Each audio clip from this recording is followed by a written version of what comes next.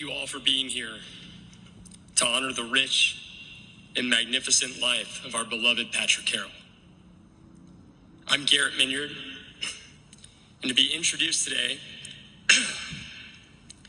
as Patrick's son is the greatest honor of my life. When my sister and I were in high school, Patrick used to pack our lunches every day. While I didn't always enjoy having the healthiest meal in school, I did always enjoy receiving a handwritten note on a napkin that read the same thing every day: do your best. Patrick was many things to many people: a friend, a mentor, a trainer, a camp counselor, a teammate, or even a super fan who knew about the most recent events of your life without you ever even telling him.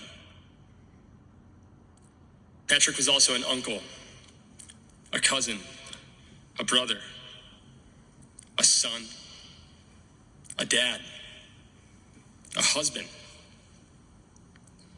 and most recently, he was grandpappy to my daughter, Madeline. My mom spoke at the wake last night about her love story with Patrick. Started out as Sopus, a place that they both held near and dear to their hearts, and where many of you had met them. Patrick's work and passion for Sopus was legendary. He was known and cherished by all who stepped foot on those grounds, and I have no doubt that his spirit will be immortalized there, be it by the many pictures of him that hang in the halls, or the endless telling of stories that will be passed on for generations.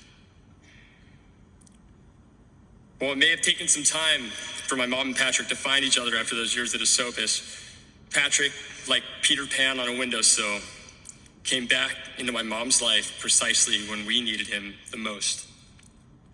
And we truly lived a fairy tale together.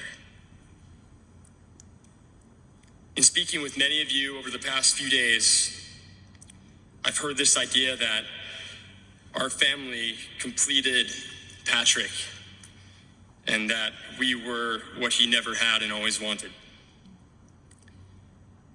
And I'm certain that is true because he told us all the time. But the whole truth is that Patrick completed us. And he gave the three of us a life full of happiness and adventure that we were lucky to experience.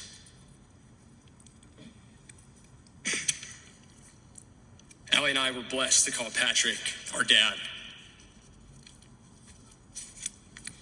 Patrick's parenting style was simple. He encouraged us to pursue our dreams. He met us with love when we faced failures and setbacks.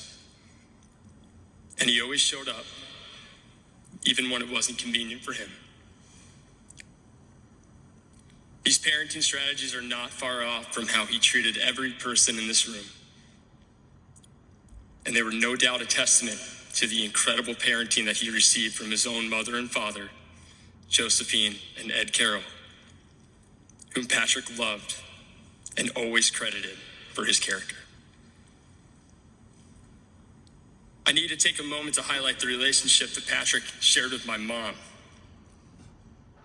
These two were inseparable, impervious, and forged an immeasurable love. They had the innate ability to go anywhere with anyone and find endless entertainment in each other. My mom loved Patrick beyond measure. And with that love, 14 years ago, she saved his life after Patrick experienced a sudden cardiac death in our kitchen. She gave us all, everyone here, 14 more years of the incredible Patrick Carroll, in which he continued to make profound impacts on our lives. Mom, thank you for giving us all that gift. There's no doubt that every person in this room cared for and loved Patrick, and that's more clear than ever given the number of incredible stories and experiences that have been circulating through our family and friends over the course of the last week. The major theme across all these tales, of course, was Patrick's ability to make every person he interacted with feel like they were the most important person in this world. This was evidenced by the hundreds who showed up to pay their respects to Patrick over the last 2 days, with dozens of them who could easily claim that Patrick was their best friend. And you'd all be right.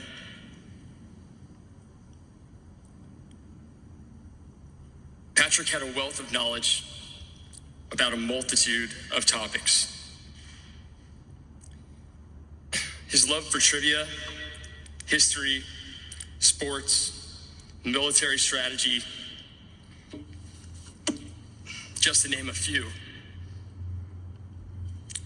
It made him a walking, talking almanac for all to enjoy. With this knowledge, and while it was largely due in part to his passion for learning, it served another much greater purpose.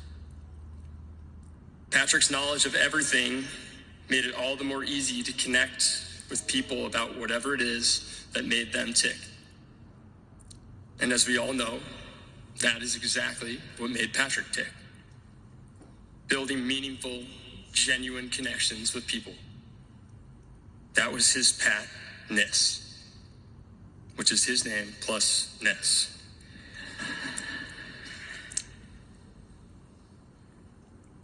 As I'm sure many of you have been, I've been asking myself since Monday, where do I go from here? How can we possibly go on without him? Life will be different without Patrick in our lives. There's no way to avoid the pain and the suffering that we're all experiencing from this loss.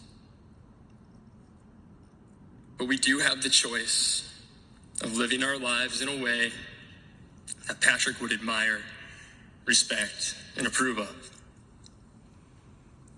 Through my many, many deep and loving conversations with my dad about life and human decency, here are some of the ways I believe we can all live more like him. Number one, be patient. Be patient with yourself and with all those around you.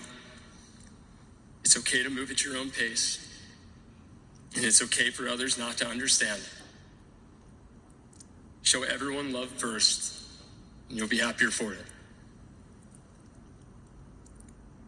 In Patrick's words, sometimes just showing up is enough.